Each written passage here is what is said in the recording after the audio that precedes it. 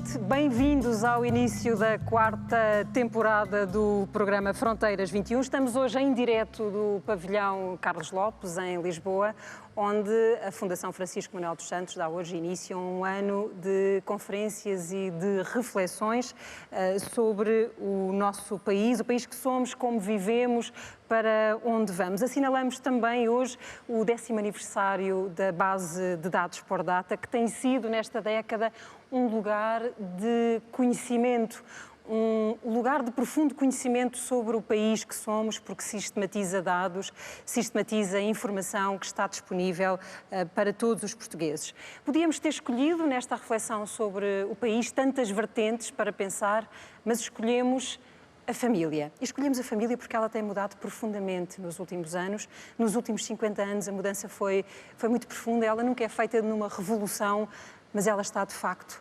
muito diferente daquilo que era. E como estamos no meio de uma crise demográfica, porque somos, nesta altura, um dos países mais envelhecidos do mundo, olhamos para a família porque terão de sair dela também algumas respostas. A Fundação Francisco Manuel dos Santos e a RTP, neste Fronteiras 21, desafiou para a reflexão Mário Cordeiro, médico pediatra, que tanto pensa e escreve e nos fala sobre a família portuguesa, Anália Torres, que é uma investigadora especialista na área da família, Pedro Góis, é um investigador, é sociólogo especialista em migrações, porque daí virá no futuro também uma grande resposta para estes nossos problemas, e a editora Rita Moura de Oliveira, que está aqui também, porque ela representa uma realidade de um determinado tipo de família que está a crescer muito em Portugal, que são as famílias monoparentais, e vamos conhecê-la ao longo deste programa. Mas como falamos de conhecimento, vamos buscá-lo, vamos buscar os números que nos explicam em termos de famílias.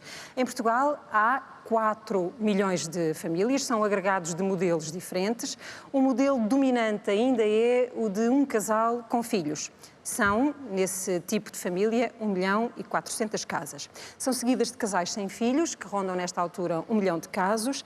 Há também 1 milhão de portugueses que vivem sozinho e 500.000 famílias monoparentais. Estas são, na grande maioria, mulheres que vivem com os seus filhos. São quase 90% dos casos das famílias monoparentais em Portugal. E temos também uma realidade muito diferente hoje daquela que havia há 60 anos no que diz respeito aos divórcios. Em 1968 eram 1%, hoje são 60%. Muitas vezes já há filhos e os pais que se divorciam refazem as suas vidas, criando nessas novas famílias um lugar para cada um desses membros. João!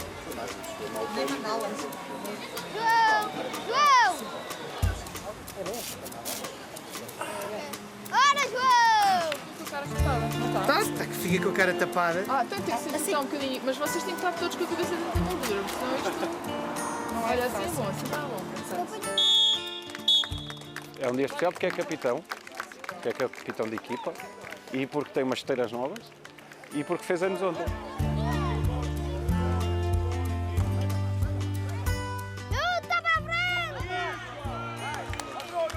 Quando fazemos tudo juntos, e isto é um momento em que estamos todos juntos, a apoiar o João.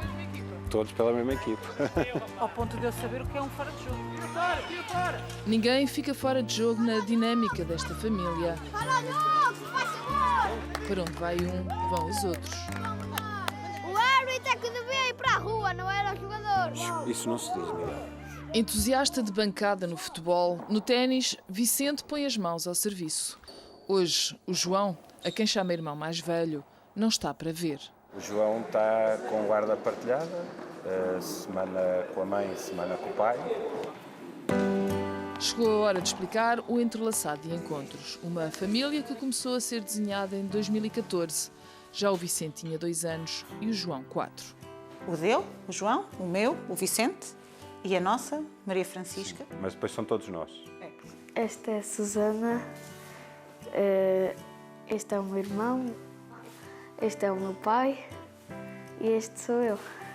O pai e uma senhora que era a mãe dele. E estavam namorados.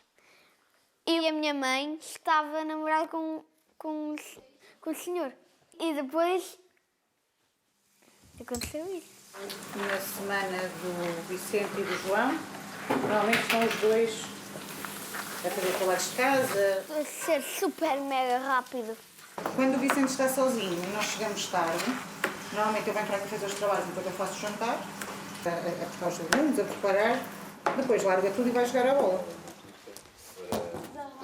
Nós tínhamos um conjunto de receios, que eu acho que é normal, não é? Porque há famílias de parte a parte, há um conjunto de questões.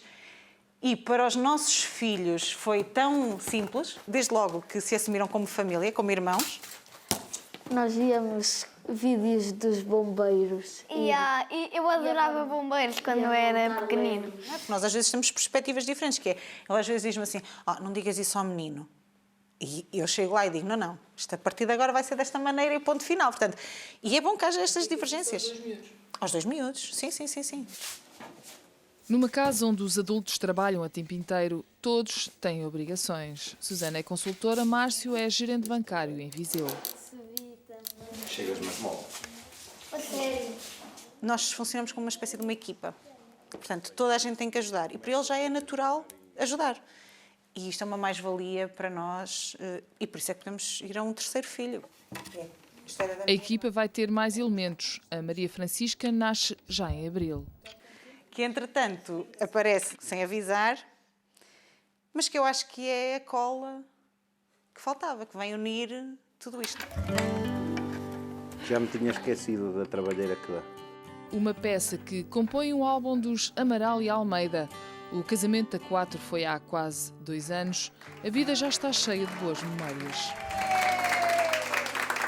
E a resposta a isto tudo é amor. Para ele, para mim, para o João, para a Susana, para a Maria Francisca. É amor, é lidar as coisas com amor. O que nós temos é tão bonito que sirva de exemplo para que outros pensem que às vezes o fim de uma relação não é o fim de nada, às vezes é um mal necessário e é o princípio, é um recomeço.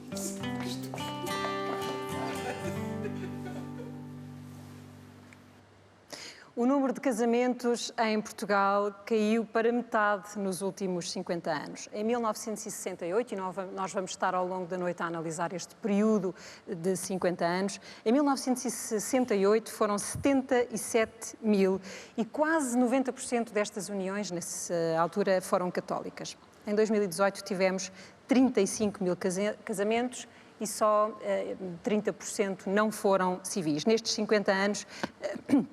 a idade média para casar adiou-se também dos 26 anos para os 33 anos de idade.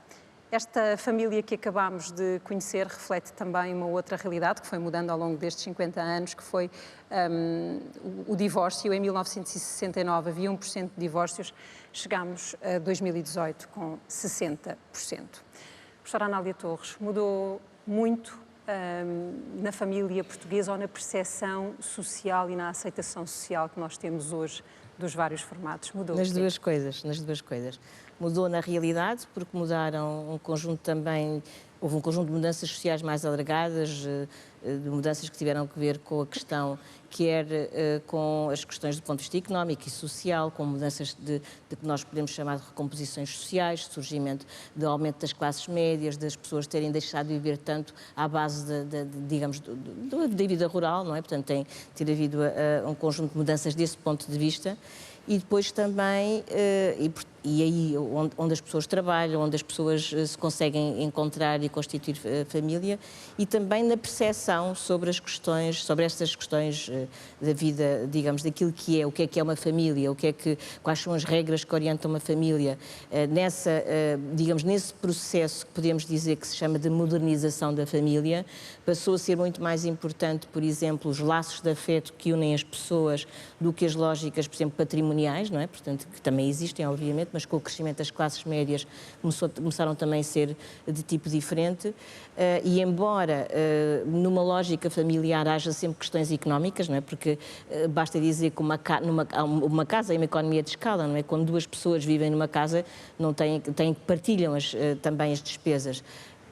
apesar dessa realidade económica também atravessar as relações familiares, o que sedimenta os laços familiares hoje em dia para todos são os afetos e, portanto, é a dimensão afetiva, a dimensão emocional.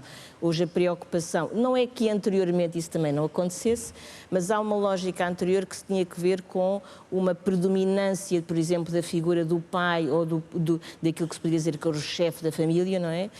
Relativamente, por exemplo, ao poder que ele tinha sobre a mulher e sobre os filhos, a realidade é essa que se tornou uma realidade mais democrática, se bem que nós continuamos a dizer que há desigualdade, por exemplo, entre homens e mulheres, mesmo ao nível do poder no casamento. Mas, apesar de tudo, de facto, deu-se aquilo, e também se deu, por exemplo, uma questão interessante e importante, que é a questão dos direitos das crianças, não é? Portanto, há uma valorização também da palavra da criança, há uma valorização da palavra da mulher, há, digamos, uma tendência para uma idealização de uma maior democracia no contexto da família. E é claro que isto depois, com a questão dos afetos no centro, também introduz outra questão, que é, primeiro podíamos dizer que o importante era as pessoas, por exemplo, a ideia que nós temos da modernização é dizer assim, quem é que decide quem é que se casa, com quem é que, numa lógica muito tradicional, até, aliás, sabemos que há sociedades em que é assim, são os pais que decidem com quem é que os filhos casam. Isso mudou e, portanto, de facto, quem funda o casamento, digamos assim, são as próprias pessoas que casam, elas é que decidem de livre de vontade com quem é que vão casar. Portanto, numa lógica tradicional isso mudou. Mas depois também, o que hoje em dia é importante e no fundo vem dar origem a esta questão que estivemos a ver, que é as recomposições familiares, o que acontece é que o amor, que é, digamos, o fundamento para o casamento, não basta que seja fundamento para o casamento, o que é fundamental é que ele continue ao longo da relação. E é por isso que nós assistimos, por exemplo, a tantas separações, porque o suposto é também, deixa-me só dizer isto, que é esta dimensão da vida das pessoas é muito importante. E, portanto, é tão importante no sentido que as pessoas se sentem, é importante sentirem-se amadas, reconhecidas. Porque a família tem também esse objetivo, não é? O de garantir o bem-estar e a felicidade de cada um dos membros. Nós já vamos falar sobre afetos, mas ao relembrar estes números todos, Pedro Gajo, desde 1968 até hoje, percebemos que o panorama é tão diferente e não houve uma revolução aqui. Não. Como é que se fazem estas mudanças? Fazem-se passo a passo e, na verdade, eu até acho o número de casamentos bastante elevado para o que seria de esperar, já que nos anos 60 a população, a idade de casar, era muito mais elevada do que a população, a idade de casar hoje. Portanto, eu acho que fizemos aqui uma transição. Em 68 vivíamos numa ditadura, hoje, felizmente, não vivemos numa ditadura. Eventualmente, dentro de alguns lares, também havia alguns ditadorzinhos, em 68, hoje talvez haja muito maior democracia e eu acho que esta transição se fez connosco, porque ao longo do tempo fomos percebendo estas realidades. Nós, na verdade, somos estas famílias reconstruídas, as famílias tradicionais ou os outros tipos de famílias. Somos nós. Não há aqui nada de novo nem nada que nos espante. Não houve, de facto, revoluções, não houve saltos. Houve uma continuidade no nosso dia-a-dia. Um dia acordámos apaixonados e decidimos casar-nos e um dia muitas pessoas já não estavam tão apaixonados e livremente puderam decidir que não queriam continuar aquela vida em conjunto e, portanto, foram à procura de uma outra realidade. E depois não há aqui um paradoxo, isto na matéria dos sentimentos, que é, nós hoje podemos escolher os formatos que entendermos para tentar essa felicidade, não é? Há um número sem fim de modelo de família para tentarmos. Quando interrompemos tantas vezes, que é o que nos diz o número de divórcios, concluímos o quê? Eu creio que, boa noite, creio que a família é realmente uma unidade lindíssima, porque é muito dinâmica.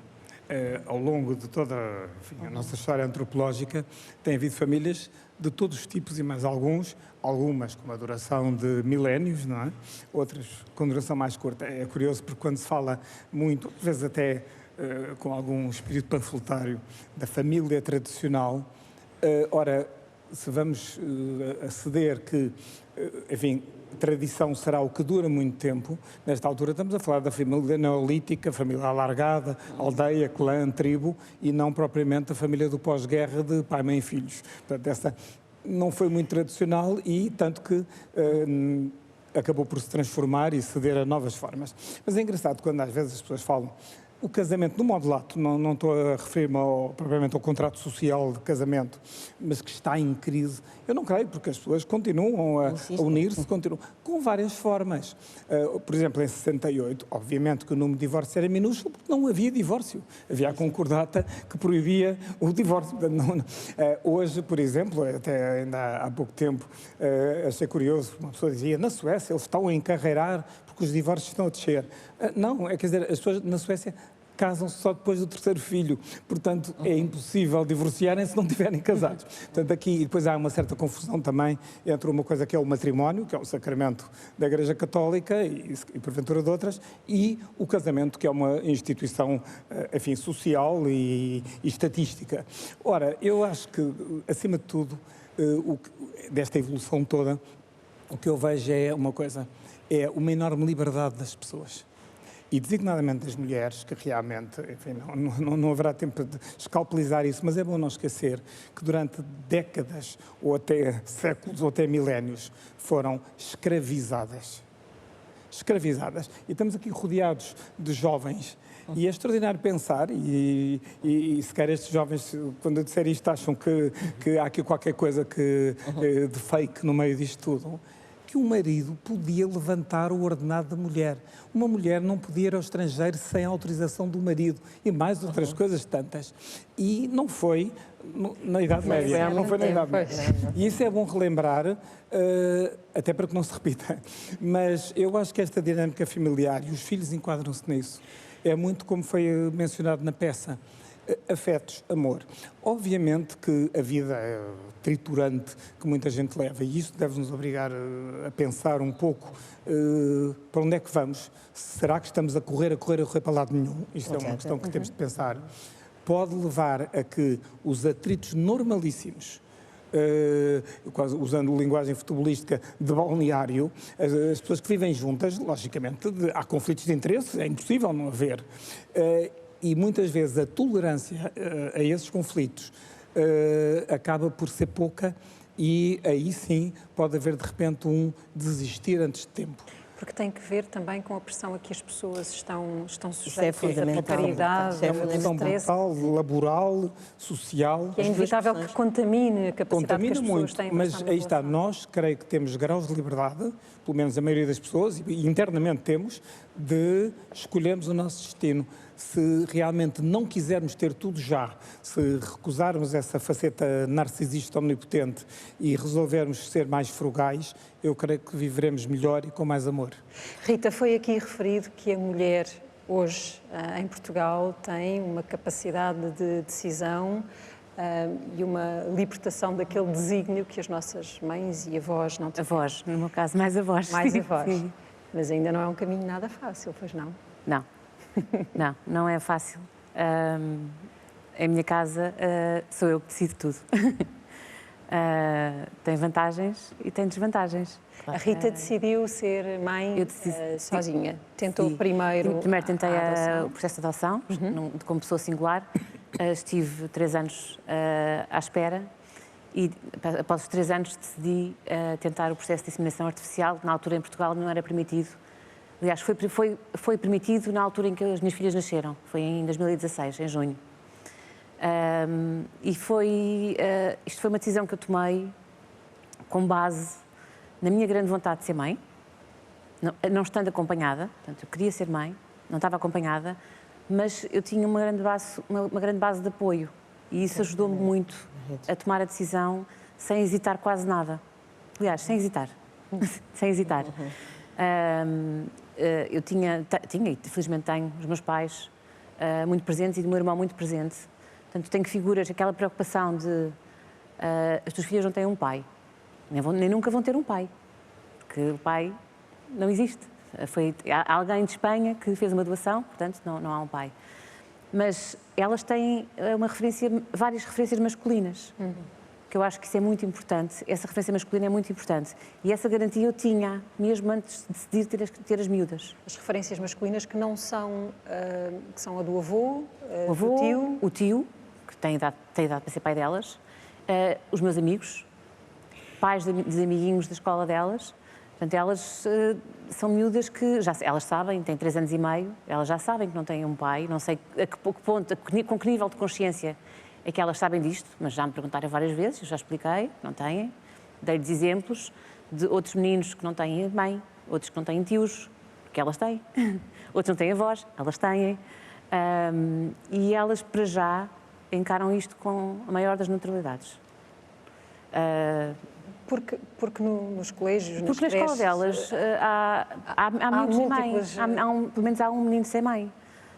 Há vários meninos, filhos de pais divorciados, há meninos que quase não veem o pai. A figura do pai, que elas não têm de todo, há meninos que têm em muito pequeno grau. E às vezes, quando têm, às vezes é em situações conflituosas e que eles sentem. Claro que ao longo da vida delas, elas vão... Acha que ao longo da vida dela elas vão ter perspectivas e dúvidas diferentes e sentimentos diferentes em relação àquilo que foi a sua opção? Vão ter. Assim, eu penso um pouco nisso, não penso muito por antecipação, mas sei mais ou menos o caminho que vou tomar e as conversas que vou ter com elas à medida que elas forem perguntando. Não é algo que eu vou impor, é algo que a curiosidade delas vai exigir respostas. E eu tenho essas respostas mais ou menos preparadas. A resposta é sempre verdade. Certo. A verdade adaptada à idade. Portanto, Claro, aquilo que elas perceberem é aquilo que eu lhes vou explicar. Até que um dia poderei dizer, a mamãe queria ter filhas, até digo que vieram duas, felizmente vieram duas. A mamãe queria ter filhas e os médicos não tinham namorado e os médicos ajudaram. E hei de ir com elas a Sevilha, onde tudo aconteceu, e hei de explicar-lhes todo o processo, de modo a que elas possam continuar a encarar isto de forma normal. E eu acho que cada vez mais isto vai poder acontecer, sendo legal já em Portugal. Portanto, eu própria já conheço muitos casos, até de pessoas que foram antes de mim, a outras cidades espanholas, fazer a mesma coisa.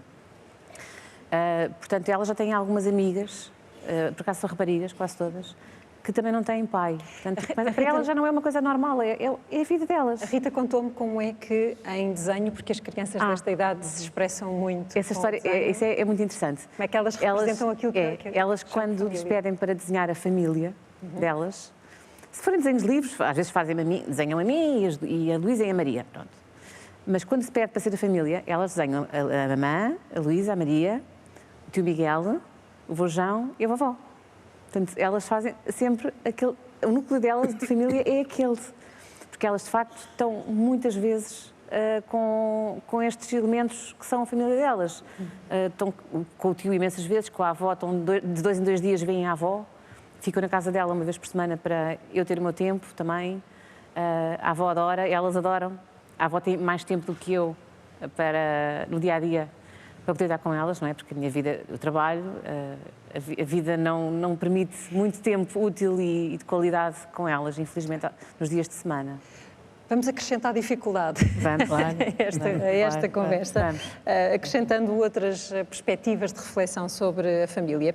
Vamos agora ouvir o professor da Harvard School of Public Health, David Bloom, que está em Portugal e que nos fez, nesta conversa com a Joana Machado, um retrato das famílias, do passado, do presente e do futuro. Ele explica que nós não estamos preparados para lidar com o aumento dos encargos familiares, porque hoje, com o aumento da esperança média de vida, uma família tem cada vez lá dentro mais gerações, mas apesar de tudo, David Bloom deixa uma mensagem de esperança. Vamos ouvi-lo. Boa noite. David Bloom é economista e demógrafo. Tem dedicado grande parte do seu tempo a estudar a família e o peso da estrutura etária da população. Hello, David Bloom. Thank you for this interview. My pleasure, Joanna. Imagine we have here a family album, one picture from the 1920s and one from yesterday. What is the difference between them? There actually be quite a number of differences, Joanna. First of all, there would be a lot more children, young children running around. One of the reasons that parents had so many children is because the survival prospects for children were quite grim in the 1920s. So parents had many more children to attain their target number of surviving children. So we'd see much more of an extended family than a nuclear family in the 1920s than we do today. But I would say most powerfully, we'd just see more grandparents today, and we'd see the grandparents would look a lot older. And that's actually very, very good news for the children. because grandparents impart a great deal of knowledge to children. And that knowledge actually is part of the child's educational and socialization. And it's very, very important for social and economic development. We will be taking care of our parents, grandparents, and our children. Are we ready for that? I don't think we're anywhere near where we need to be to take care of our grandparents and our children simultaneously. The burden falls disproportionately on women to look after children, and they're also the main caregivers when it comes to their parents and typically their partner's parents. So there's a big double burden that's coming, and it's basically a burden that's lasting for more and more years because the women are having the children at later and later ages. So maybe they don't have quite as much energy as they did if they were having the children at younger ages. And also the grandparents are living so much longer that that burden continues, that double burden that is sandwiching women is basically continuing for longer. How about the future? How will the family of the future look like? We actually now have a new category of people, supercentenarians. Those are people who've reached over age 110. Because there are starting to be enough of those people, the UN has basically created a new category to basically reflect and count those people. So I think we're going to see in that family photo in 2050 and 2080 and at the turn of this century, we're going to see just much more evenly balanced. We're not going to see the ratio of children to adults to grandparents is not going to be like this. A lot of children, moderate number of adults, relatively few grandparents. We're going to see it be much more even, about the same numbers at all the different ages. And a big, big family. And a big family, and hopefully a happy family as well. Thank you for this interview. My pleasure, Joanna. Uma família com mais gerações, mas cada vez com menos filhos. Vamos então de novo olhar para aquilo que é a situação em Portugal. Em média, há 50 anos, cada mulher tinha 3,2 filhos, hoje tem 1,4. A maior parte dos casamentos, das crianças nasce fora do casamento, são 56%, quando em 1968 eram 7%. Atualmente nós estamos em linha com aquilo que é a dimensão dos agregados familiares na Europa. Estamos até um bocadinho melhor. Os nossos agregados familiares têm 2,5 pessoas por família. A média dos 27 é de 2,3 pessoas. Em Portugal temos 1 milhão de casais sem filhos. Vamos conhecer um deles. A Rita e o Ricardo estão casados há 17 anos e não têm filhos porque tomaram essa decisão. É uma posição comum que, como eles garantem, lhes traz mais liberdade profissional, mais liberdade financeira, mais tempo e muito menos preocupações. Agora já não custa a subir. Agora vem a outra. Aquela já não custa nada. Dizes tu que não custa. Para ti não custa.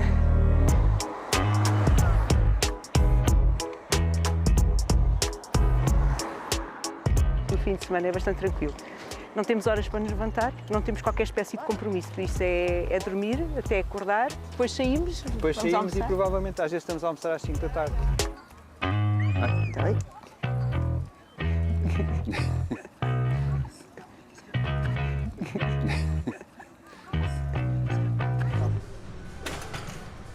Ricardo Machado, 47 anos, e Rita Vieira, 43, escolheram não ter filhos. Nós, quando mudámos de casa a última vez, tínhamos um quarto a mais e ainda houve assim... Eu lembro de ter perguntado assim ao Ricardo, será que ainda vamos ocupar o quarto? E eu disse, da minha parte... Pronto, e como eu também não tinha assim muita vontade, eu também não era assim um desejo muito grande. Durante a semana, o dia começa no ginásio às 7 da manhã. Ao fim de semana, já nos disseram que não têm horas e muitas vezes o dia passa por aqui. As perguntas sobre quando chegariam os filhos já ficaram para trás, mas Ricardo e Rita sabem os ajustes que teriam de fazer. É todos os dias, é um trabalho de 24 horas, não é como o nosso trabalho profissional, não é? De chegar a começar às 9 e acabar Não acaba às 5, mas acaba às 6 ou às 7. E depois mesmo às 7 a pessoa consegue sair do trabalho e desligar um bocado. Com os filhos não, é 24 horas. Porque até quando eu estou na escola, se houver, há sempre uma preocupaçãozinha, não é? crianças.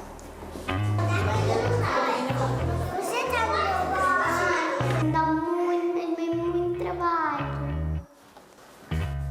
A opinião é de uma especialista de 6 anos. Sofia e os colegas do infantário identificam as dificuldades que os pais enfrentam. Birras. Que eles fazem disparates. Deitam as coisas para o chão. Arrumam. Eu não arrumo nada. Às vezes eles podem gritar, às vezes entornam coisas e fazerem coisas que não podem fazer sem avisar os pais. E subir em cima da geladeira. E também às vezes as crianças custam muito. É porque os brinquedos custam muito dinheiro. A despesa é uma coisa assustadora. Nós não poderíamos viajar tanto como viajamos, de certeza, se tivéssemos filhos, não é? Portanto, há uma despesa muito grande e, nesse aspecto, o nosso país, de facto, não é o melhor para se ter filhos. Índia, Sri Lanka, Maldivas, São Tomé e Príncipe, Indonésia, Nepal. Austrália. São já carimbos no passaporte. Enquanto esta reportagem é emitida, Rita e Ricardo atravessam a América Latina. Nós Estamos na Argentina. Vamos ter que andar com a box para trás. Mas há um lado B, aquele que, para Rita e para Ricardo, é a melhor parte da parentalidade. Ver o desenvolvimento das crianças acho que é fantástico. Eu tenho acompanhado os meus sobrinhos, não todos os dias, não é? Mas e acho que essa é a maior compensação. Vê-os a tornar-se independentes. Acho que isso para um pai deve ser realmente a maior recompensa. Pelo que eu vejo até de amigos também e familiares, é o contentamento que eles têm com cada etapa. Olha, agora vai para a escola, agora acabou a primeira classe, agora vai para... Pronto, e essa evolução, acho que isso deve ser mesmo o máximo em termos de... Portanto, para quem tem filhos. Em bebês eles são muito fofos.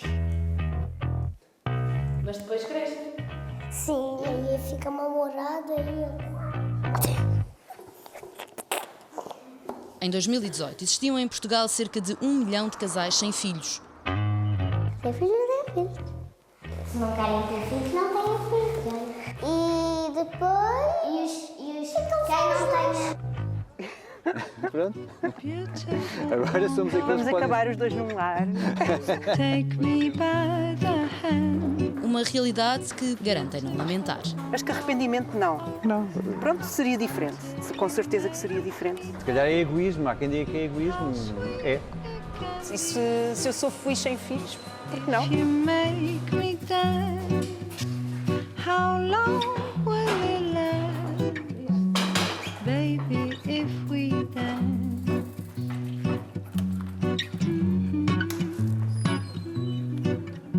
Podemos seguir aqui. E, de facto, esta é uma opção de muitas famílias, a de não ter filhos, mas, curiosamente, os portugueses nos inquéritos dizem sempre que gostavam de ter mais filhos do que aqueles que depois, de facto, têm. Professor, o que é que explica isto? Explica que, de facto, algumas das pessoas que são questionadas gostariam de ter mais filhos e depois, quando fazemos uma média, também estão estes que nos disseram que não queriam ter filhos. A grande questão aqui é que, também para pôr como referência o período que passou entre os anos 60 e a atualidade, é que nos anos 60 não podíamos ter esta opção. Era muito difícil para uma mulher dizer não quer ter filhos. Socialmente era muito difícil, mas também até em termos de saúde reprodutiva, as opções para não ter filhos eram muito escassas. Passavam por uma interrupção voluntária da gravidez em algum vão de escada e pouco mais. O resto era o que a natureza trazia. E esta diferença, esta opção que acrescentamos aos dias de hoje, faz toda a diferença. Porque podemos, de facto, ambicionar ter mais filhos, podemos ter os filhos que pudermos ter, de alguma forma, na nossa relação económica, com a nossa vida profissional, mas também podemos, e não é de todo egoísta, penso eu, pensar que podemos decidir não ter e seguir esse percurso de não ter filhos, porque é uma opção que hoje, legitimamente, qualquer casal pode ter. Acrescentamos essa opção, não reduzimos nada ao que existia nos anos 60. Isso é uma grande vantagem. Isso tem a ver também com aquilo que é hoje a responsabilidade e o peso de uma criança, que não é o mesmo que era em 1968. Seguramente, as nossas sociedades hoje olham para as crianças como quase bens raros, que temos que tratar de uma forma muito extraordinária. E nos anos 60, quando os filhos eram muitos, assegurar as necessidades básicas era o principal. Hoje passamos essa barreira e, de facto, acrescentamos mimo, onde antes havia, em muitas famílias, uma total ausência. Primeiro porque eram muitos, depois porque em muitas famílias só o homem é que trabalhava, portanto, muitas vezes havia carências económicas. Depois porque a vida era outra, havia uma diferença muito grande que talvez importe trazer para aqui, que era entre o mundo rural e o mundo urbano. E estes dois mundos tinham lógicas e relações diferentes com os filhos ou entre as gerações. Hoje, essas diferenças esbateram-se muito, não é assim tão diferente ter filhos no campo ou ter filhos na cidade, exceto no stress do dia-a-dia. Ter filhos no campo era um dado importante para a economia da família, não é? Claro. E aí... Era a mão de obra, na verdade. A expressão que já foi aqui utilizada da mão de obra escrava também se aplicava aos filhos até que eles pudessem ganhar a independência e sair de casa. E saíam muito jovens e recusávamos-lhes tudo, até o direito à educação. E hoje queremos dar-lhes tudo, até o direito a poderem fazer as birras e fazer as suas escolhas, como ouvimos aqui. E como é que passamos deste modelo de criança ou deste papel de criança na família para depois quase um outro extremo, que é o da criança rei, não é? Pois, convém evitar, não é? Mas foram outras coisas interessantes. Eu, aliás, é uma coisa que nós temos de nos habituar a não fazer juízo de valor sobre quem decide ter filhos ou não, se tem 1, se tem 2, se tem 5, se tem 10. Isso é uma coisa que cada um decide, isso é explicitado, porque às vezes fazem esse juízo de valor. Obviamente que houve sempre uma tendência para ter filhos, não apenas conceptualmente, para no fundo, uma pesquisa da eternidade perante esta dolorosa coisa que é a vida ser curta, finita, escassa, mas também porque havia imensa mortalidade. Aliás, é curioso, porque, por exemplo, nos reis de Portugal todos, que teriam, supõe-se, as melhores condições de vida, os melhores médicos, enfim, seguramente, só 10 primogénitos é que sobreviveram. Os filhos de Dom João III morreram os 9 antes dos 18 anos. Ou seja, até com todas as condições, morria-se enormemente. Hoje, Portugal, e é bom que também se frise isso, tem das melhores mortalidades perinatais e infantis do mundo. Portanto, para não estarmos sempre também a pensar que o nosso país está mal, temos coisas absolutamente fantásticas. E, obviamente que eu, pessoalmente, agora do ponto de vista egoísta, fico muito contente dos meus pais terem decidido ter 8 filhos, porque eu sou o 8º, não é? Portanto, fico muito contente. Porquê? Porque gosto de existir. Gosto da vida, gosto de existir, gosto de estar aqui, gosto de tudo isto. E por isso fico muito contente por isso. Mas pronto, foi a decisão deles, não é? Agora, há realmente aqui uma mudança estrutural, e isso também foi referido pelo professor David Bloom, e que dá que pensar que é esta dinâmica relacional, não apenas o número de filhos, a família, se tem filhos ou não tem, mas toda esta relação. E qual é o papel depois do Estado, da sociedade, em servir de airbag para situações menos claras? Ele mencionou realmente as pessoas que ainda estão a tratar dos filhos pequenos e já estão a tratar, se calhar, dos pais ou dos avós com problemas.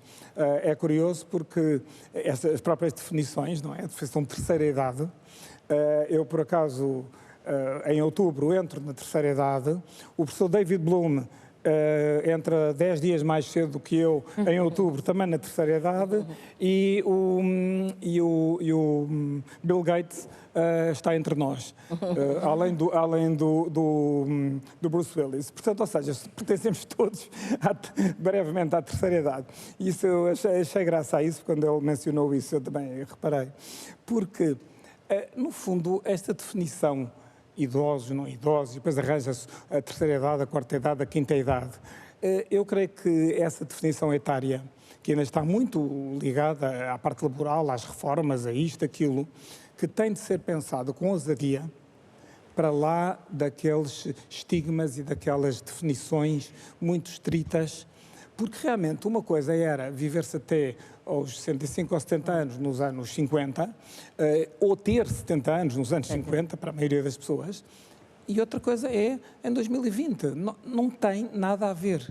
E eu creio que aí há que ter coragem, que é difícil, porque vai enfrentar uma série de poderes, uma série de coisas complicadas do ponto de vista político, sindical, laboral, etc. Mas há que pensar que a nossa vida não tem de estar assim esquartejada.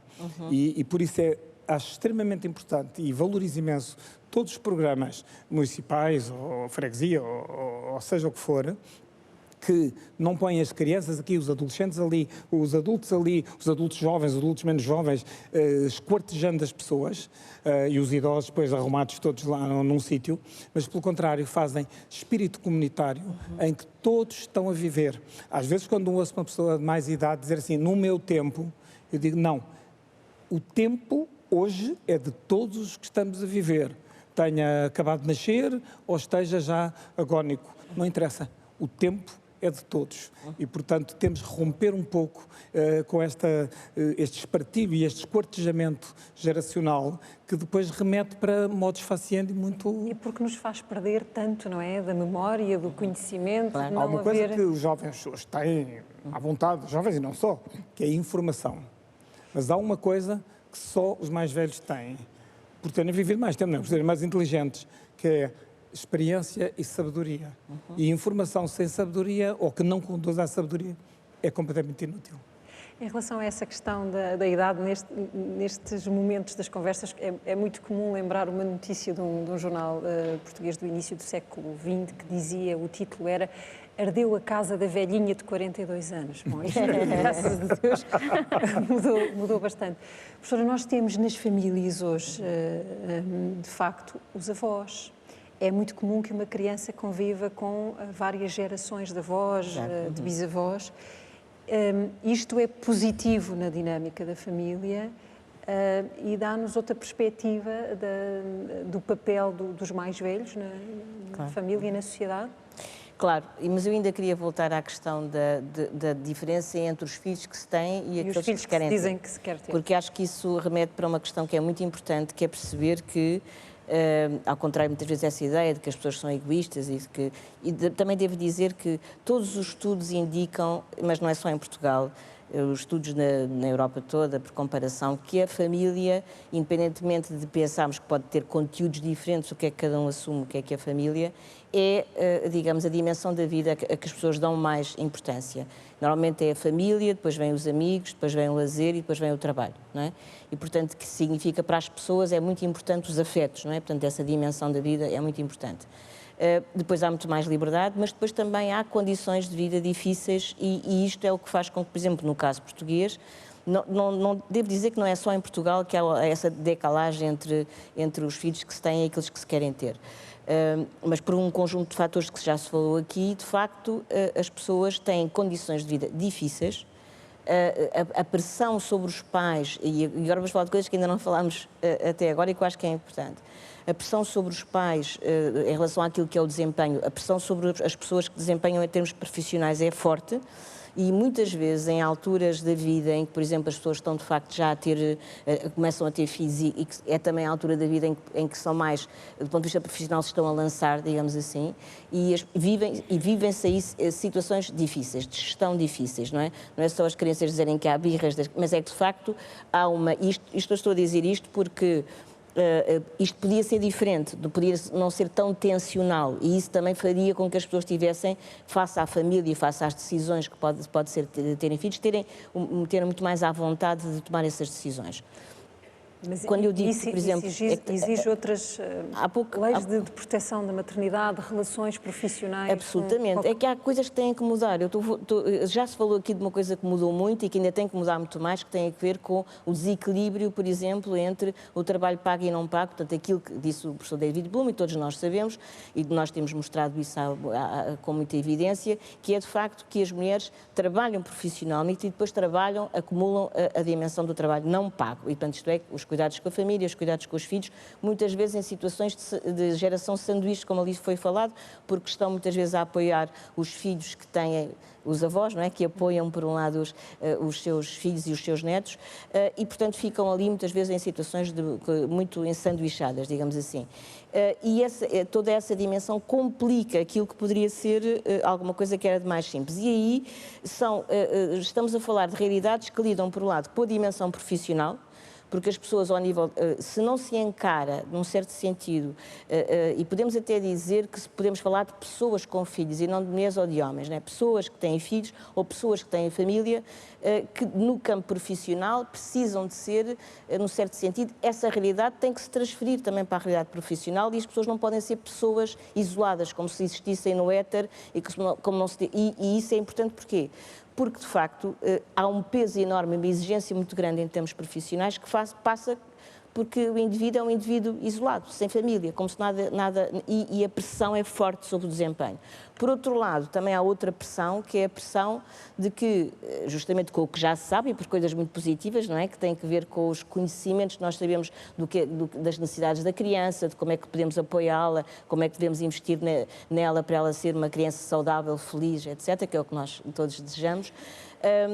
Às vezes há um peso excessivo sobre essa realidade e, portanto, eu, por exemplo, lembro-me de, há uns anos atrás, num dos questionários que eu fiz, as respostas das pessoas iam no sentido de que, quando chegavam a casa, estavam cansadas, uma percentagem substancial estava cansada porque, enfim, o desemprego, em termos profissionais, o desempenho tinha sido forte. Mas depois também estavam culpabilizadas, primeiro respondiam a dizer que os filhos precisam de ter mais atenção do que aquela que as pessoas lhes davam, não é? Portanto, há aqui uma situação, digamos, de conciliar estas duas dimensões, que volto a repetir, que se exerce mais sobre a mulher, mas também nos locais de trabalho se exige que as pessoas deem o mais possível, como se não tivessem outras responsabilidades. E esta cultura, se não mudarmos esta cultura, isto também não muda. Portanto, gostava de salientar isto, e isto tem a ver com políticas, mas também tem a ver com a cultura do campo profissional, tem a ver com o que se passa nas profissões. Porque é claro que nós somos dependentes enquanto sociedade, enquanto pessoas, quando somos muito pequeninos, como aqui o Sr. Doutor sabe muito bem, e também quando somos mais velhos. E, portanto, precisamos de nos organizar socialmente para que essas necessidades, tenhamos ou não tenhamos filhos, não é? Que sejam acauteladas. Isto não é tão complicado, precisamente como dizia agora a Ana e como tem sido dito, as pessoas vivem hoje com mais qualidade de vida mais tarde, não precisam de estar em caixinhas, pode haver mais cooperação entre as várias gerações, isto pode fluir de uma maneira menos tensional. E é claro que eu estou convencida, nós tivemos ali um exemplo muito positivo da recomposição familiar, mas também podemos dizer que provavelmente muitas destas tensões de que eu estou a falar que as pessoas vivem também fazem com que as pessoas vivam alguns conflitos de forma mais intensa. Sim, porque essa pressão da precariedade, da pressão do trabalho... como falámos. Por exemplo, a precariedade é muito importante. Como é que os jovens hoje conseguem, se têm empregos muito precários, desenhar projetos de futuro e, por exemplo, decidir ter um filho? Quer dizer, se uma pessoa não está, sabe que tem trabalho até daqui a 2 anos, depois de 2 anos não sabe se tem, depois de 2 anos não sabe, depois as rendas são caras, depois há um conjunto de indecisões. Claro. Não é possível tomar decisões responsáveis relativamente a isso. Portanto, há estas questões... Quer dizer, nós falámos, e acho que foi muito importante, falámos das opções que se abriram, que foram muito importantes em termos da liberdade que nós temos para usufruir dessas opções, que são mais livres. Fizemos uma coisa muito importante, foi desvincularmos sexualidade de procriação. Sim. Há aqui coisas do ponto de vista, daquilo que foi as descobertas técnicas, que fizeram também com que as pessoas pudessem ter filhos com a ajuda da procriação medicamente assistida. Portanto, houve aqui muitas evoluções, mas, de facto, há também que ter o seguinte, há que ter condições para o exercício dessas liberdades que nós criamos. E olhamos sempre para o novo papel da mulher e para os novos desígnios da mulher. Rita, deixa-me perguntar-lhe uma coisa em relação àquilo que é o seu projeto de educação para as suas filhas. A ideia que quer que elas tenham de uma mulher é de que é capaz de tudo o que quiser sozinha ou de que é preciso sempre o resto da família? Não, é assim... eu quero transmitir-lhes um bocadinho daquilo que eu sou. Eu sempre fui muito independente. em todos os níveis. Queria só, já agora também voltar um bocadinho atrás, em relação a esta questão do trabalho versus família, tempo. Eu, durante muitos anos, trabalhei muitas horas, até às 8, 9 da noite, mas eu fazia isso porque não tinha filhos. A partir do momento em que eu decidi ter filhos, eu comecei a gerir no meu trabalho as coisas de outra forma.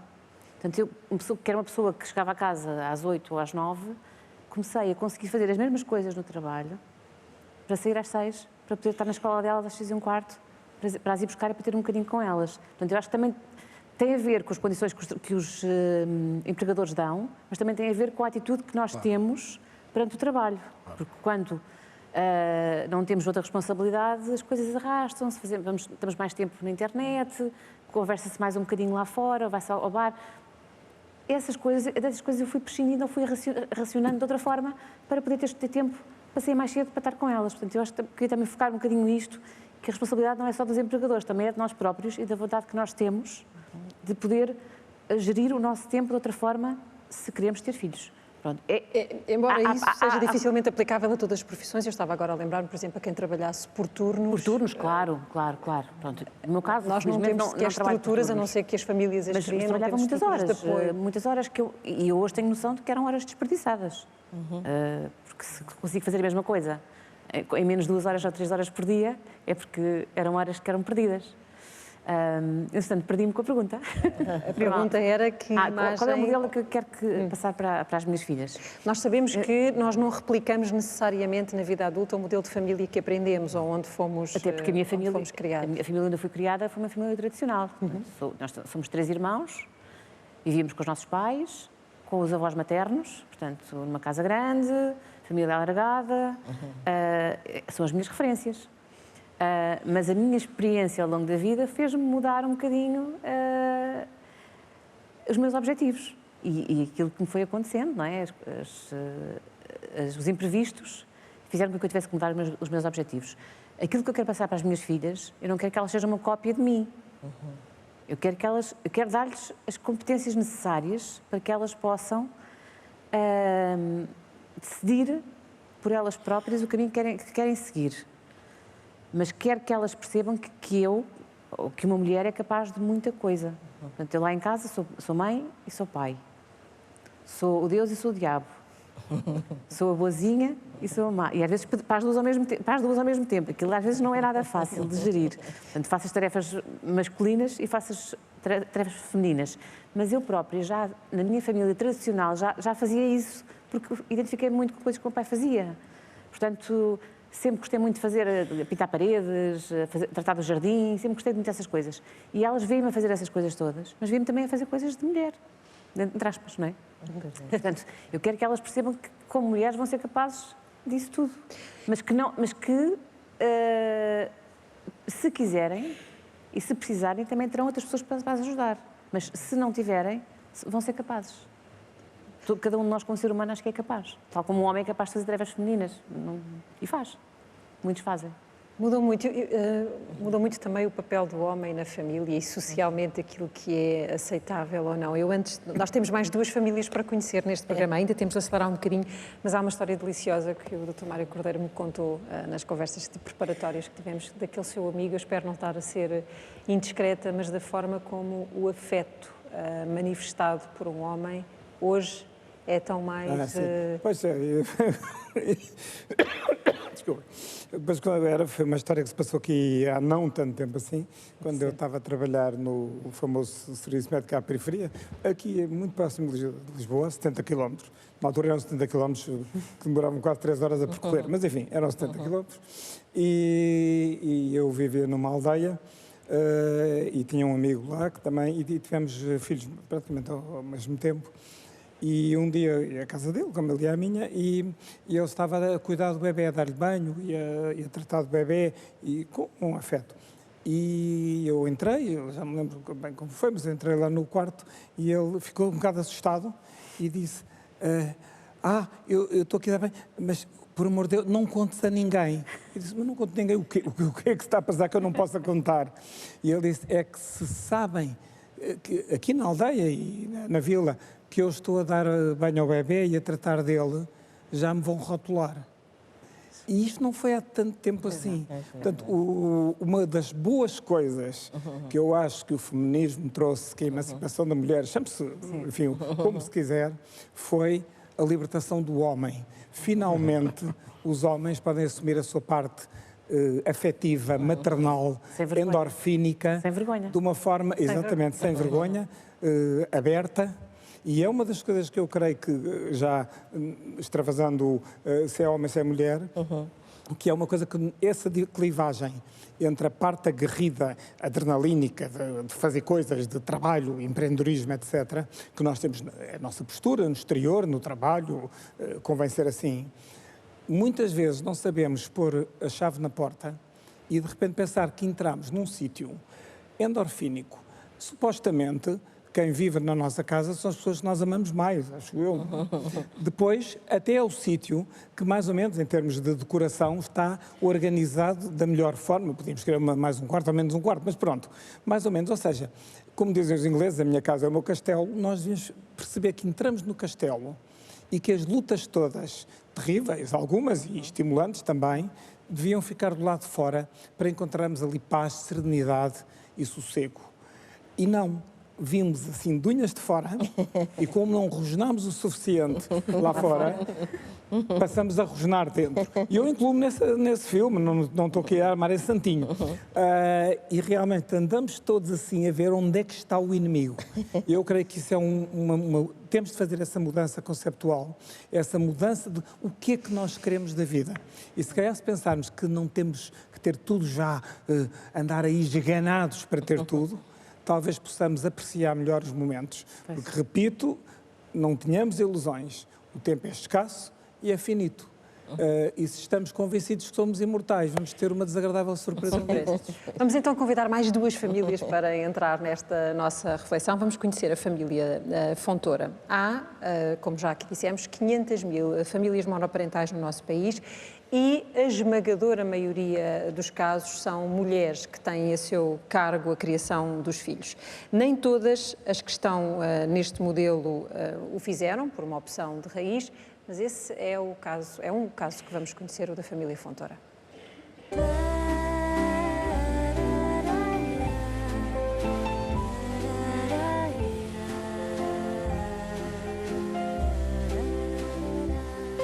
Beijinhos, até amanhã.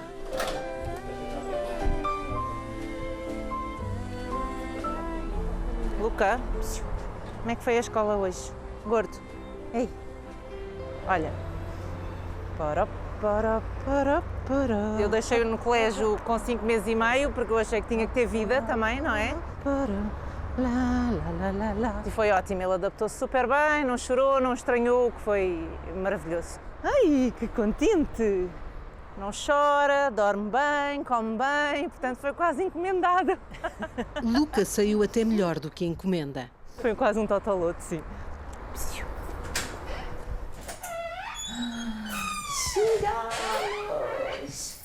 É o fruto de uma bela história de amor entre uma mulher que queria muito ser mãe e a evolução da ciência. Eu investia nas relações e elas não vingavam, ou porque a pessoa ia-se embora, ou porque simplesmente não funcionava, e eu pensar, eu estou a hipotecar a minha vida em prol de uma pessoa que se calhar não existe para mim, portanto eu vou fazer isto de outra maneira. E quando eu pensei na minha vida sem esse companheiro, mas com a existência de um filho, foi rápido. Eu vou à clínica saber como é que se faz e pronto, e vou fazer os exames que tenho para fazer e avanço. Inês avançou e hoje é uma mãe independente. Tive muito apoio dos meus amigos e da minha família, mas mesmo que não me apoiassem, eu faria na mesma. Inês Fontoura tem 42 anos e trabalha na comunicação de uma empresa multinacional. Está habituada a lidar com problemas e a tomar decisões. Isto não é uma brincadeira, não é? Não vou ali à clínica, agora apetece-me ter um filho. Não, isto foi uma coisa que quando eu comecei a pensar nesta hipótese, eu tive que pôr muitas coisas em cima da mesa. Tenho redes de apoio, não tenho. Que trabalho é que eu tenho? Se ele ficar doente, quem é que o vai buscar à escola? Posso sair? Não posso. Posso trabalhar de casa? Não posso. Tenho ordenado? Consigo criar uma criança sozinha? Porque dá muita despesa. Não tenho possibilidades de ter uma ama. Consigo pô-lo num colégio? Onde? E eu acho que tudo isso tem que se pôr na mesa porque é uma vida, não é? Que está aqui. Luca tem agora 8 meses. Ainda falta algum tempo até à fase dos porquês. A pergunta que mais me fazem é como é que lhe vais explicar? E eu mas vou-lhe explicar da forma mais natural possível e verdadeira que foi o que aconteceu. Há mães sozinhas como eu, há mães solteiras com vidas problemáticas porque os pais entram e saem e, portanto, não querem assumir os filhos ou causam ali problemas. Há casais homossexuais, quer dizer, doidas, doidas, doidas andam as galinhas. Há dias em que fico maluca, mas pronto, são dias em que se calhar eu estou mais cansada ou que ele está mais embirrento e pronto, e que atira a primeira pedra à mãe que tem paciência para tudo, porque eu não tenho paciência para muitas coisas. Não me arrependo por um segundo porque a minha vida ganhou um sentido diferente. E é giro acompanhar. Todos os dias ele faz uma gracinha nova. O jantar está quase a sair e o bebê impacienta-se. Mas está cheio de rugas. Que disparate é esse? Na emenda está uma sopa reforçada. Doce com peixinho. Não é? É boa. Não é nada difícil. Não. Tive muita sorte. Porque não tenho ninguém com quem dividir. E era um segundo filho, já sozinha não tenho condições financeiras para ter 2. Portanto, o segundo ou vem de um homem kinder, já com filhos, ou faço com alguém se proporcionar, mas eu também já não tenho muito tempo, não é? Ele adora comer. Isto deve ser ao paizinho. Em poucos minutos dá conta da sopa e da polpa de fruta, sem pestanejar. Papou tudo, lindo! Já de barriga cheia, Luca cede finalmente ao sono. É hora de ir para a cama e ainda são só 19h30. Agora este tempo é para mim, para eu ver as minhas séries de Netflix. E sempre de olho na câmara que vigiou o descanso do bebê, é também tempo para Inês mimar a gata Lolita. Nos últimos 10 anos celebraram-se em Portugal mais de 4.000 casamentos entre pessoas do mesmo sexo. E para estes casais a adoção é legal desde 2016. Margarida e Tânia tiveram um filho em 2016, pouco antes da adoção ser legal para este tipo de casais em Portugal. Elas vivem em Tondela, vamos conhecê-las. Elas garantem que são uma família como qualquer outra.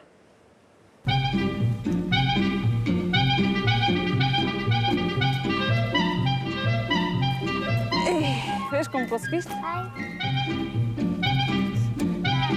Agarra-te bem. Assim lavar luvas. E sempre que está um tempinho bom, a gente costuma sempre sair. Às vezes que ele quer jogar à bola, bicicleta, coisas normais das crianças. Somos uma família normal, como as outras.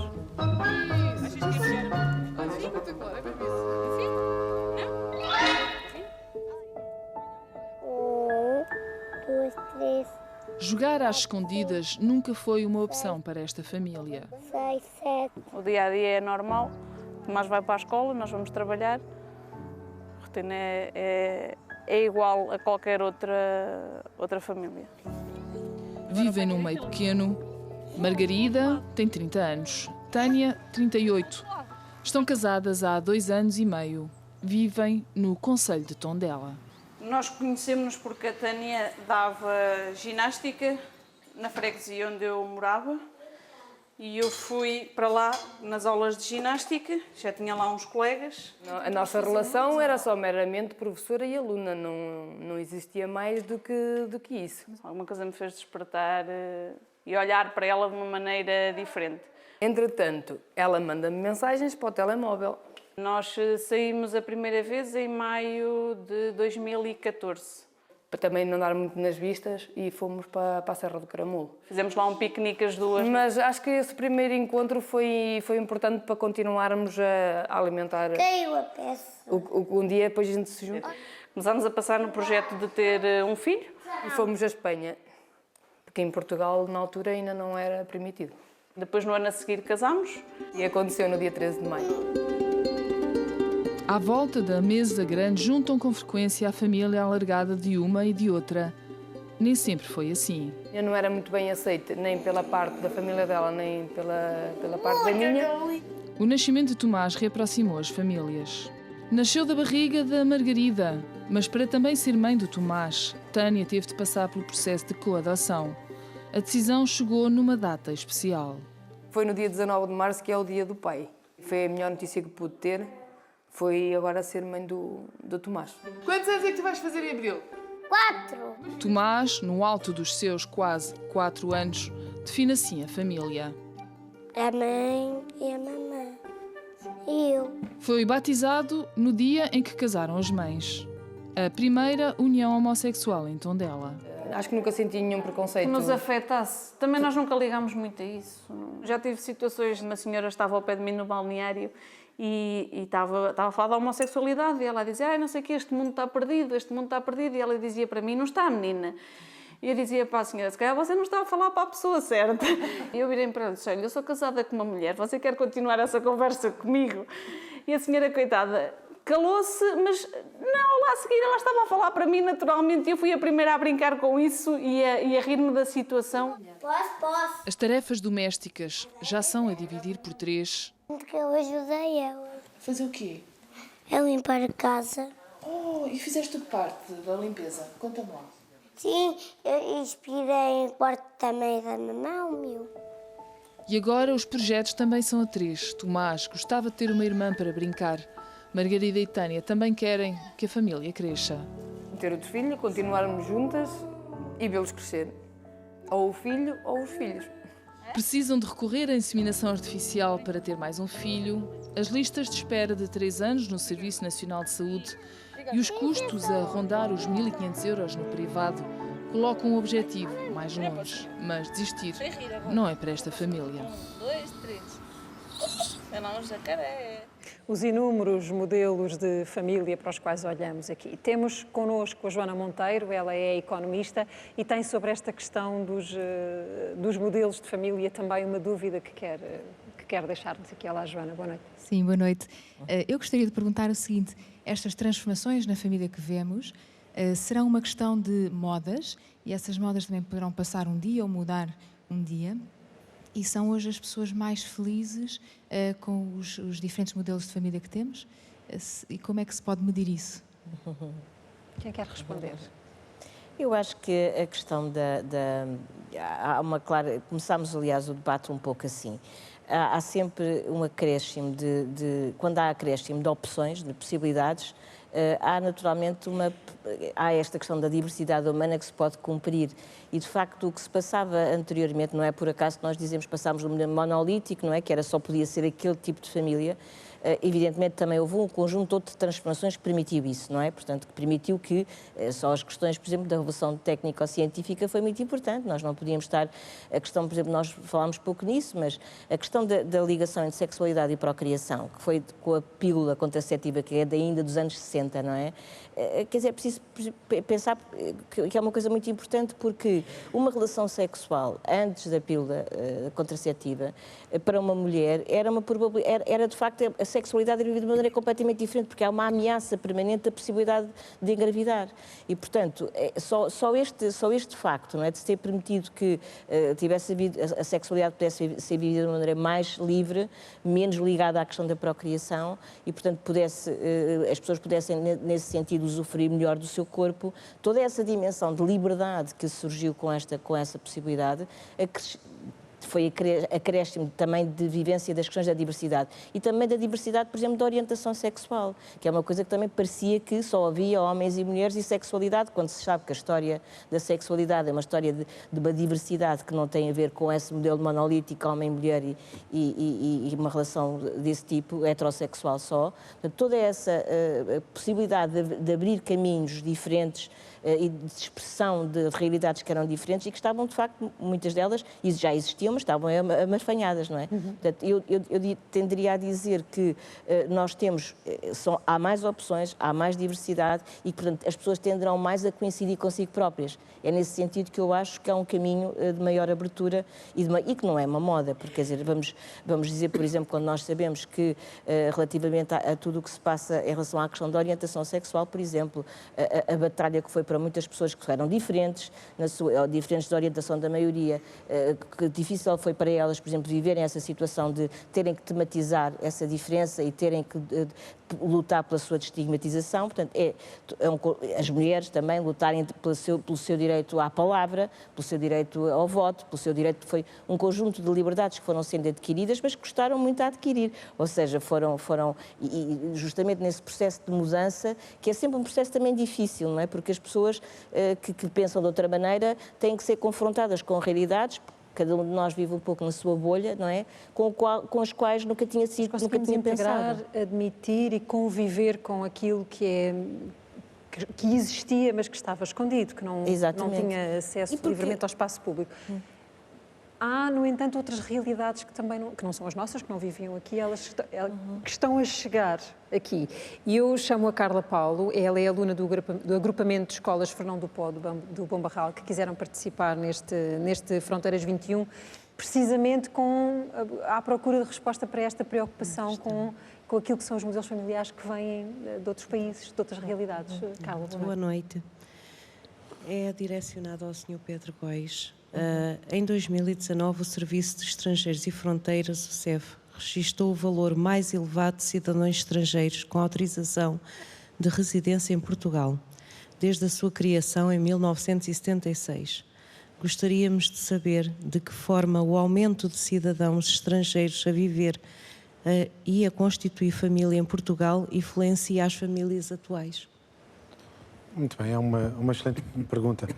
Eu acho que acrescentam diversidade, acrescentam outros modelos de família que nós, se calhar, não conhecemos com tanta proximidade, acrescentam tolerância, seguramente, porque vamos ter que aprender a conviver com toda essa diversidade.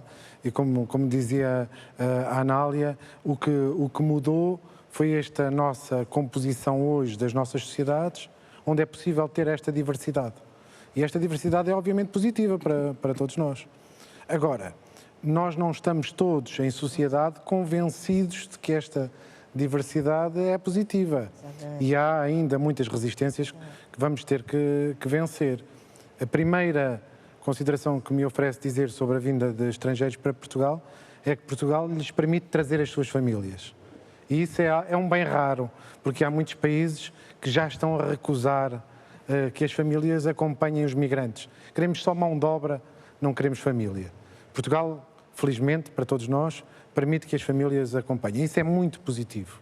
Os nossos filhos vão ter como amigos de escola uma diversidade que nós não podemos ter. Não porque não quiséssemos ter, mas porque ela não existia à nossa volta. Quando ela passar a existir, vamos estar alertas para realidades muito diferentes.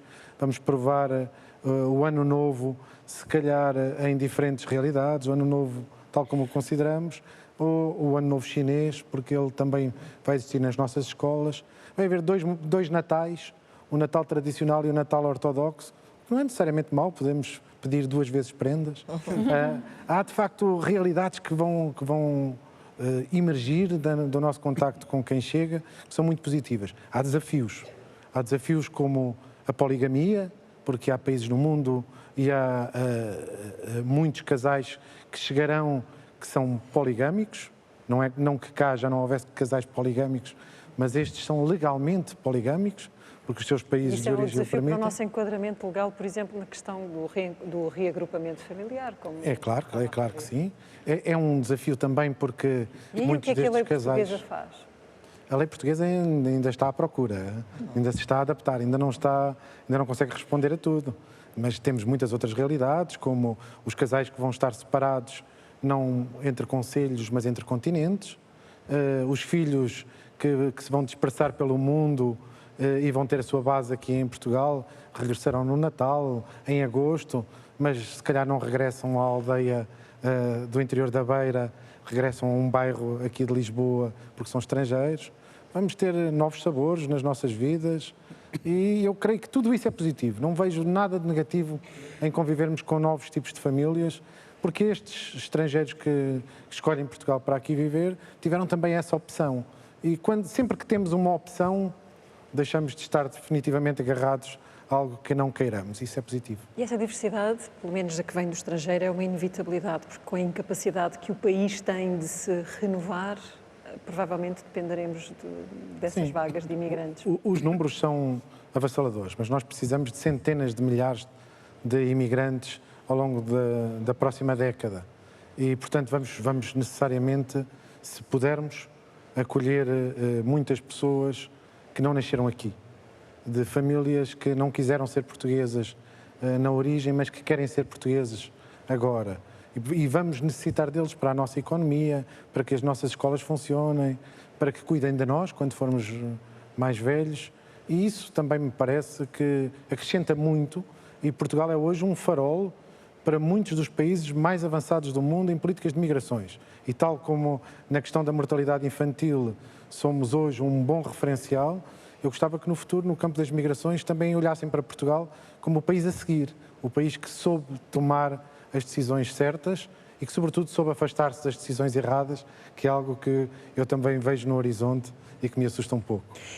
Esta vaga de imigração que nós tivemos agora nesta fase de crise, na fase da troika, a quantidade de filhos que saíram do país, que tiveram de emigrar, isto são novas configurações de família também, os miúdos à distância, os elementos à distância? Sim, nós hoje temos, muitos de nós em Portugal têm filhos por Skype, não é? E falam com eles por Skype ao final do dia, numa nova rotina, os avós passam temporadas fora para cuidar dos netos, visitam quando podem, mas por vezes passa tempo sem conseguirem vir, porque quem trabalha em Londres também tem as vidas muito corridas, também tem o tempo muito comprimido e ainda tem outras rotinas que as nossas famílias aqui, por muito que a vida urbana em Portugal seja de facto muito acelerada, ainda acrescentam outros níveis de complexidade a tudo isto que estamos aqui a discutir. A propósito do Skype, vamos olhar aqui para aquilo que pode ser o papel das tecnologias dentro das famílias. Nem sempre são os maus da fita. Vamos a Londres. Foi lá que o Vítor Gonçalves encontrou Yvonne Rogers. Ela é uma psicóloga da University College de Londres que pensa sobre esta coisa das tecnologias, dos telefones na dinâmica e nas relações entre as pessoas e, de facto, eles não têm que ser sempre vistos como os maus da fita, porque às vezes também são elementos de ligação. How is technology and digital devices affecting the way we interact with the others? In the last few years, there's been an explosion in how people use WhatsApp and other types of social media apps to keep in touch with each other, to organise, and then there are personal messaging and texting, which is forever on the rise. So I think there's what we would call hyperconnectivity, where people keep in touch much more throughout the day rather than maybe just once a day or once a week. So you won't necessarily have that once a week phone call, but you have these micro, and so the nature of the communication is changing as well. And the things that used to happen in the past, where you would think about who you're writing to, a letter, that's something that doesn't happen now. It's very much in the moment. Is this impact always negative, or sometimes we can find digital ways and technology to join people and to share? Absolutely. I think it's too easy to see technology as the bad guy and not see that actually it can facilitate communication. The negative is what I describe as digital bubbles, which is where you'll see a family in a restaurant where they've all got their smartphone and they're not communicating with each other. And that can happen at home where people have their tablets or their smartphone. So they may be communicating with their friends, they may be on Instagram or any of these other apps, but not really connecting with those who they're physically close with. So that's the negative side, and it's can be easy to creep into family life, where when it's meal times, they're not really talking to each other. They're talking to their friends or looking up things on their phones. And that can decrease the interaction and the social bonding that takes place. So I think when you're in there and you don't necessarily want to talk to your parents about something, then it's easier just to look at your phone. But you could also feel, there's something called FOMA, a feeling of missing out. And you might feel that you're missing out on what your friends are doing, so you want to keep checking. So there's that side to it. So I think it's quite multifaceted as to how it affects family life. But I've found in the last few months that there's less of that now, that if I'm going for a meal with friends, the phones don't come out.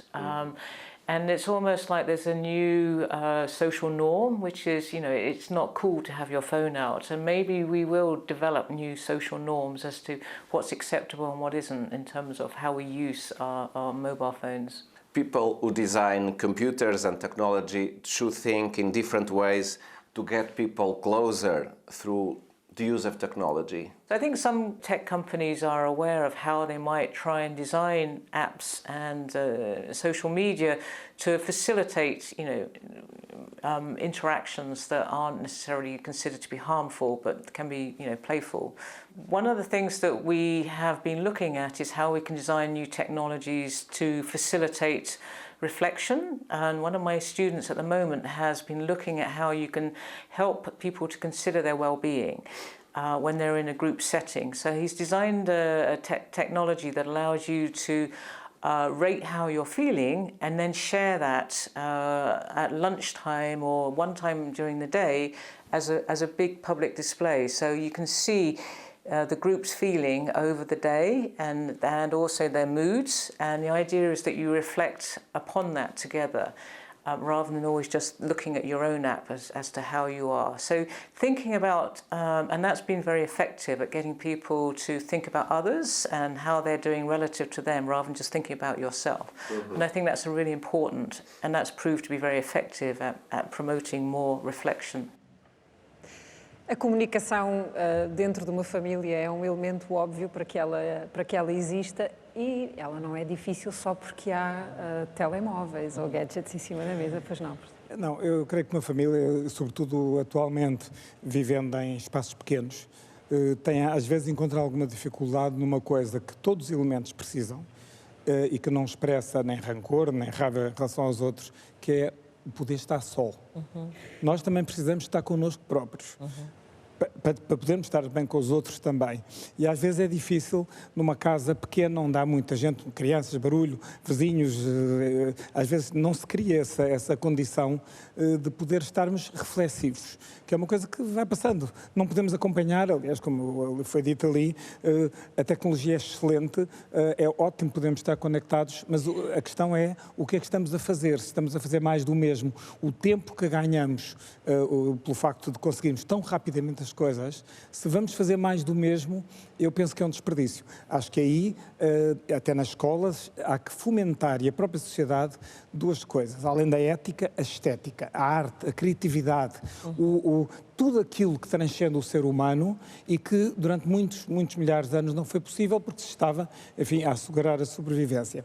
Mas em relação ainda às migrações, que estou a deixar um ou dois apontamentos, é que, por um lado, às vezes, em relação a pessoas que andam ligeiramente enganadas em relação a isto, é curioso ver que Portugal, então, é o ex-libris das migrações. O nosso país foi constituído sempre por migrações de todo lado, Mediterrâneo, Atlântico, Europa, de todo lado. É uma mexicanização e talvez por isso é que somos, e eu aí tenho orgulho de ser português, apesar da minha família vir de outras paragens, que é sermos tão bons, tão diversificados, tão inventivos, o que seria impossível se ficássemos ali em um cluster sozinho.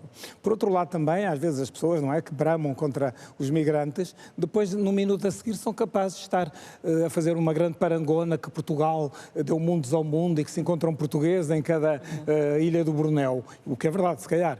Mas exatamente há aqui uma certa coisa de contradição. Finalmente, antes da crise, cerca de 1/8 das crianças nascidas em Portugal eram filhos de estrangeiros.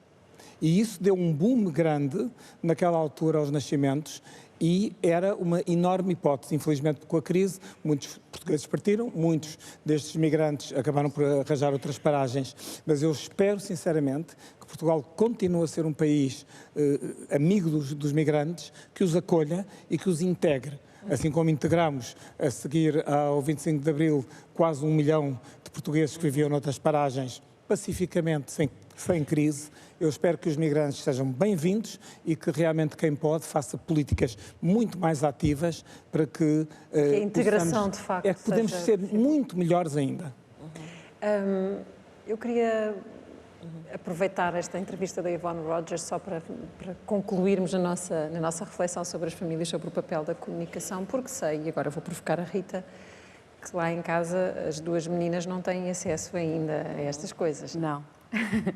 Não. Até agora elas têm 3 anos e meio. Porque acha que é um prejuízo? Elas, sendo duas, têm a vantagem de se entreter muito uma com a outra. Portanto, elas brincam muito, fazem muitos jogos de faz de conta. Elas nunca pegaram no meu iPad, nem no meu telemóvel, nunca. Só para ver fotografias e é comigo, ao pé delas. Elas gostam muito das fotografias delas em bebés e pequeninas, gostam muito de acompanhar. Eu acho que aquilo também vai criar memórias na cabeça delas, ver aquelas imagens delas em pequeninas. Elas não têm e não mexem no meu. Mas, no entanto, em contrapartida, adoram fazer desenhos, adoram ir lá para fora mexer em água, adoram mexer, a Luísa faz puzzles dificílimos, pai da dela, não é que seja, ela não é precoce, só que ela treina muito mais aquilo. Brincam com legos e não as vejo com vontade de mexer no iPad. Não vejo essa curiosidade.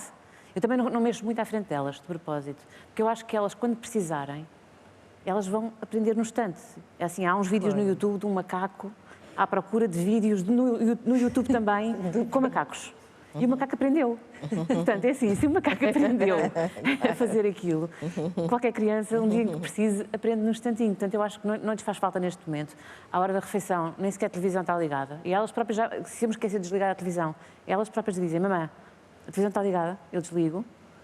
Mesmo que a refeição seja às vezes um pavor, porque às vezes estão-se a portar mal e não se sentam direitas, às vezes estamos ali imenso tempo em discussão, mas não há televisão ali a incomodar. Estamos nós as três a comer. Mas de facto cada família cria as suas regras próprias e até os lugares para os gadgets. Somos muito diferentes das outras famílias do resto do mundo. Somos parte. Ou seja, o mundo somos nós e depois um complemento.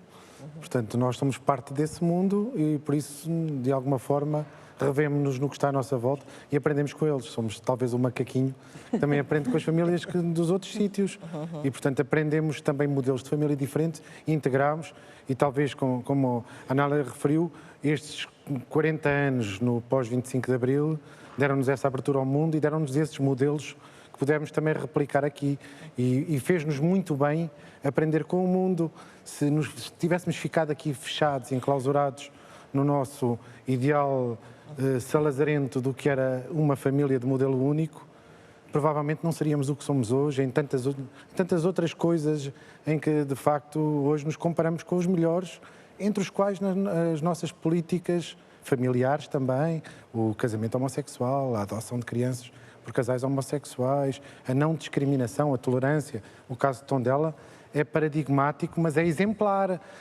Esta tolerância não se passa num bairro de Lisboa, passa-se a algures, num sítio longe da capital, mas onde a informação chegou e foi eficaz e a tolerância também se impôs. Isso eu acho que é um nível de esperança muito importante para as gerações futuras. Uma mensagem de esperança. Uma mensagem de esperança. Eu gostei muito de ver justamente aqui uma grande ponderação na diversidade das situações. As pessoas ponderam, muitas vezes aquele discurso, os sociólogos da família estão sempre habituados, a família está em crise, mas está em crise há centenas de anos, não é? Porque há mudança, quando há mudança, e há uma frase que é engraçada, que é que uma socióloga da família francesa dizia, que era quando o presente vai mal, reinventa-se o passado, não é? Portanto, acha-se que no passado é que as coisas eram boas e tal, pronto, enfim, é uma tendência. Eu que eu achei muito interessante aqui sempre, e também no caso da Rita, é que as pessoas tomam, foi uma evidência forte a questão das pessoas tomarem decisões ponderadamente. A Rita dizia, eu tinha rede, quer dizer, que são coisas de facto que é importante para as pessoas não pensarem que são coisas de moda ou levianas. Não, as pessoas pensam, as pessoas elaboram sobre as alternativas que têm ou que não têm, que se têm rede, se não têm, e isso faz com que tomem decisões de forma fundamentada. E, portanto, acho que neste sentido foi uma boa mostra de que essa diversidade não conduz a nenhum problema, mas pelo contrário, que são opções diversas e, portanto, que é uma boa forma de mostrar como essa diversidade pode até ser enriquecedora e fazer as pessoas um pouco sair da sua bolha, não é? Da sua bolha de hábitos e, portanto, mostrar que há outras coisas diferentes. Deixa-me só dizer uma coisa, relativamente ao problema das outras famílias nos outros países. Eu fiquei surpreendida quando há alguns anos atrás fizemos uma comparação entre dados de vários países e, de facto, esta questão que eu falei ao princípio, de que a família é das dimensões mais importantes na vida das pessoas, é uma coisa, pelo menos ao nível da Europa, completamente comum. Não, esta hierarquia que eu dei é comum e é muito frequente. Então, são essas também famílias como as nossas, como as nossas. que aqui debatemos. Obrigada a todos. Retomamos assim com este tema famílias como as nossas, esta 4ª temporada do Fronteiras 21. Voltamos no próximo mês para falar de sono e muito provavelmente de sonhos também. Boa noite.